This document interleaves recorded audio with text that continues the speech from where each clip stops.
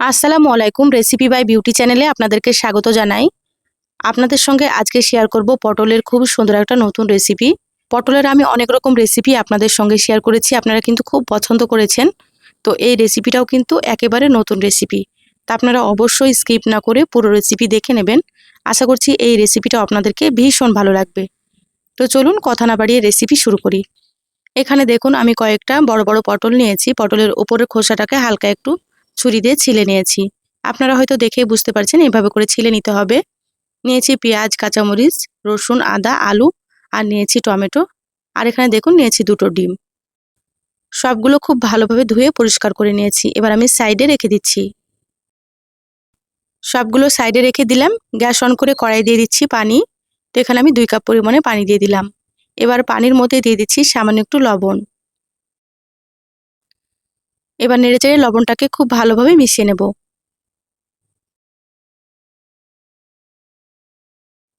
দেখুন লবণ ভালো মতো মিশিয়ে নিয়েছি। এবার আমি এখানে পটলগুলো দিয়ে দিচ্ছি। তো পটলের এভাবে করে দুপাশটা কেটে নেবেন আপনারা। এবার আমি এখানে টমেটো দিয়ে দিলাম, আলুগুলোও দিয়ে দিচ্ছি। দিয়ে দিলাম রসুন, পেঁয়াজ, আদা আর এখানে দিয়ে দিচ্ছি কাঁচামরিচ। এবার এগুলোকে ঢাকা দিয়ে আমি সেদ্ধ করে নেব 6 থেকে 7 মিনিট মতো। এই রেসিপির জন্য অবশ্যই কিন্তু এভাবে করে সেদ্ধ করে নিতে হবে। তো গ্যাসের আঁচ হাই হিটে রেখে 7 মিনিট মতো সেদ্ধ করে নিয়েছি। ঢাকাটা খুলে নিলাম। এগুলো কিন্তু হালকা হালকা সেদ্ধ হয়ে গিয়েছে। একেবারে কিন্তু পুরোপুরি সেদ্ধ করা যাবে না। এভাবে কিছুক্ষণ সেদ্ধ করে নিতে হবে। এবার আমি প্রথমে টমেটো তুলে নিচ্ছি, তারপরে মশলাগুলোকে তুলে নেব। খুব বেশি সেদ্ধ হয়ে গেলে কিন্তু রেসিপিটা ভালো হবে না। এইভাবে করে আপনারা সেদ্ধ করে নেবেন। তো যারা ভিডিওটি ইউটিউব থেকে নতুন দেখছেন প্লিজ চ্যানেলটা সাবস্ক্রাইব করে চ্যানেলের সাথেই থাকবেন। আর যারা ফেসবুক পেজ থেকে ভিডিওটি দেখছেন একটা লাইক দিয়ে পেজটা ফলো করে রাখবেন। তাতে করে আমি যখনই ভিডিও আপলোড করব আপনারা সবার প্রথমে নোটিফিকেশন পেয়ে যাবেন। সময় সুযোগ বুঝে ভিডিওটা দেখে নিতে পারবেন। দেখুন মিক্সার জারে মশলাগুলো তুলে নিয়েছি, ঠান্ডা করে মিহি করে বেটে নিতে হবে। এবার আমি পটল আর আলুগুলোকেও তুলে নিচ্ছি। আর এই পানিটা কিন্তু আমি ফেলে দেব না, এটা দিয়ে রান্না করব। সাইডে সরিয়ে রাখছি। এই পানিতে যেহেতু মশলা, পটল সবকিছু আমি সেদ্ধ করেছি, সেজন্য পানিটা ফেলে দেব না। প্রথমে সবকিছু খুব ভালোভাবে ধুয়ে পরিষ্কার করে নিয়েছিলাম। আপনারাও কিন্তু খুব ভালোভাবে পরিষ্কার করে নেবেন। দেখুন পটল আর আলুগুলোকে পুরোপুরি ঠান্ডা করে নিয়েছি। এবার সাইডে সরিয়ে রাখছি। এখানে দেখুন বোর্ড নিয়েছি। বোর্ডের ওপরে একটা পটল নিয়ে নিলাম। এবার ছুরি দিয়ে পটলগুলোকে কেটে নেব।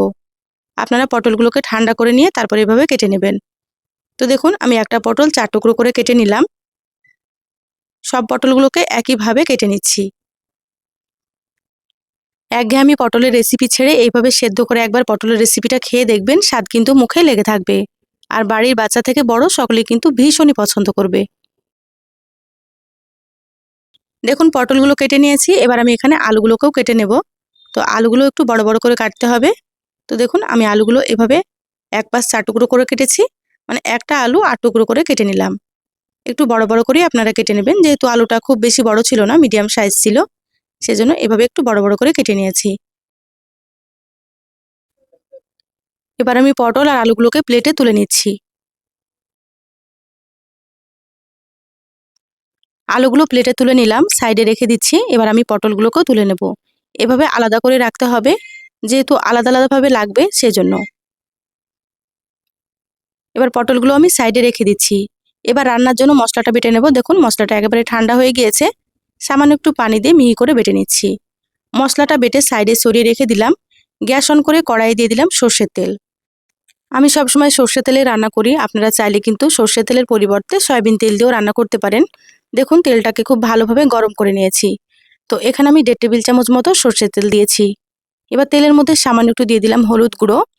হলুদ গুঁড়ো তেলের মধ্যে দিলে তেলটা ছিটকাবে না, সেজন্য প্রথমে দিয়ে দিলাম। এবার আমি এখানে কেটে রাখা পটলগুলো দিয়ে দিচ্ছি। তো দেখুন এখানে আমি সম্পূর্ণ পটলগুলো দিয়ে দিলাম। খুব ভালোভাবে একটু নেড়েচেড়ে নিচ্ছি। গ্যাসের আঁচ বাড়িয়ে পটলগুলোকে একটু ভেজে নিতে হবে। তো এখন কিন্তু আমি লবণ দিচ্ছি না, যেহেতু প্রথমে সেদ্ধ করার সময় লবণ দিয়েছিলাম সেজন্য। তো দেখুন পটলগুলো হালকা একটু ভেজে নিলাম। এবার আমি এখানে কেটে রাখা আলুগুলো দিয়ে দিলাম। এবার আলু আর পটলগুলোকে লালচে করে ভেজে নিতে হবে। তো এই পর্যায়ে আমি গ্যাসের আঁচটা কিন্তু হাই হিটে রেখেছি। হাই হিটে রেখে নেড়েচেড়ে খুব ভালো মতো ভেজে নিচ্ছি। যেহেতু পটল আর আলুগুলো সেদ্ধ করে নিয়েছি হালকা, ভাজা হতে কিন্তু খুব একটা বেশি সময় লাগবে না। 5 থেকে 6 মিনিটের মধ্যেই সুন্দর মতো ভাজা হয়ে যাবে। দেখুন কালারটা খুব সুন্দর হয়ে গিয়েছে আর পটল আর আলুগুলো ভাজা হয়ে গিয়েছে। এবার আমি তেলটা ঝরিয়ে প্লেটে তুলে নিচ্ছি। আপনারা এভাবে করে ভেজে নেবেন।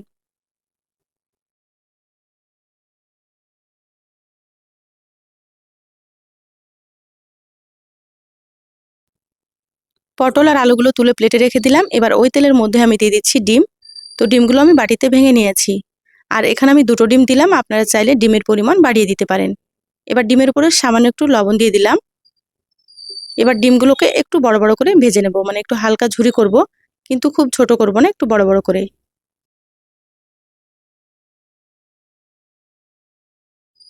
ডিম দিলে কিন্তু রেসিপিটা খেতে অনেক বেশি ভালো লাগে। তা আপনারাও কিন্তু এভাবে করে ডিম দিয়ে দেবেন।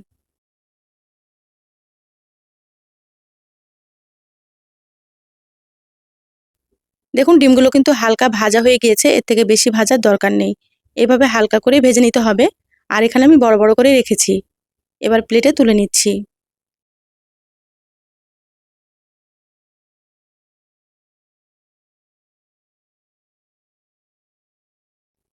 ডিম তুলে রেখে দিলাম। কড়াইয়ে আবারও দিয়ে দিচ্ছি সর্ষের তেল। তো এখানে আবারও আমি 2 টেবিল চামচ তেল দিয়ে দিলাম। তেলের পরিমাণটা আপনারা কম বেশি করে নিতে পারেন। এবার তেলের মধ্যে দিয়ে দিলাম হাফ চা চামচ গোটা জিরা। জিরাগুলোকে নেড়েচেড়ে ভেজে নেব। দেখুন জিরাগুলো লালচে করে ভেজে নিয়েছি। এবার আমি এখানে দিয়ে দিচ্ছি ছোট সাইজের একটা পেঁয়াজ কুচি। তো এখানে যেহেতু পেঁয়াজ বাটা ব্যবহার করব, সেজন্য পেঁয়াজ কুচি অল্প করে দিয়ে দিলাম। এবার পেঁয়াজগুলোকে নেড়েচেড়ে লালচে করে ভেজে নেব। তো এই পর্যায়ে আমি গ্যাসের আঁচটা বাড়িয়ে দিলাম।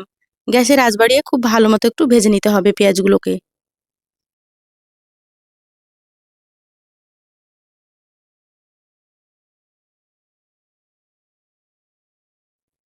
দেখুন পেঁয়াজগুলো ভাজা হয়ে গিয়েছে। এভাবে আপনারা সুন্দর লালচে করে ভেজে নেবেন। এবার আমি এখানে দিয়ে দিচ্ছি বেটে রাখা মশলা। যে মশলাগুলো আমি সেদ্ধ করে নিয়েছিলাম, সেই মশলাগুলো হালকা একটু পানি দিয়ে বেটে নিয়েছি। এবার পেঁয়াজের সঙ্গে মশলাগুলোকে একটু নেড়েচেড়ে ভেজে নেব, যাতে করে মশলাটা সুন্দর একটু ভাজা হয় আর পানিটা শুকনো হয়ে যায়। গ্যাসের আঁচ মিডিয়ামে রেখে 4 থেকে 5 মিনিট মতো খুব ভালোভাবে ভেজে নেব।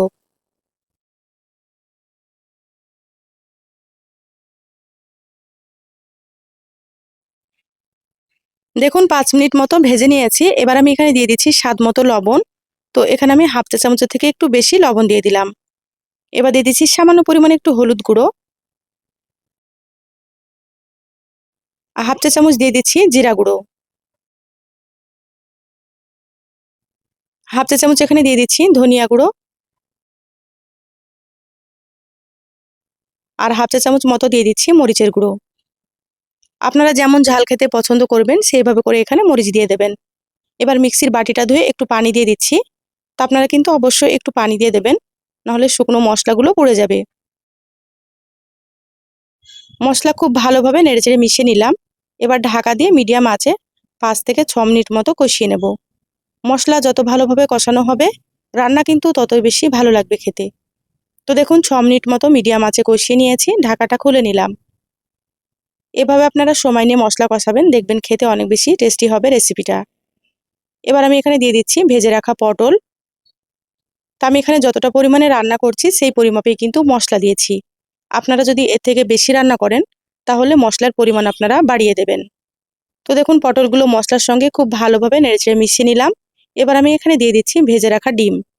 ডিম দিয়ে আবারও খুব ভালোভাবে সবকিছু সুন্দর করে নেড়েচেড়ে মিশিয়ে নেব।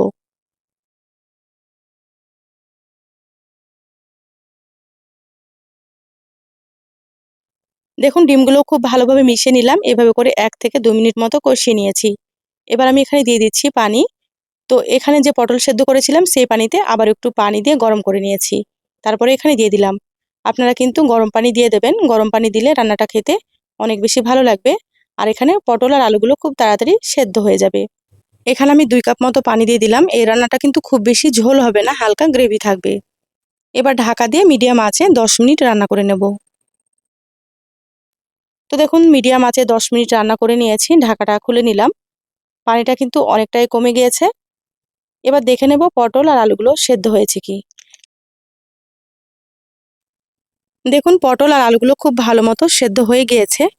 এবার আমি এখানে দিয়ে দিচ্ছি হাফ চা চামচ গরম মশলার গুঁড়ো, আর এখানে দিয়ে দিচ্ছি 1 চামচ মতো ঘি।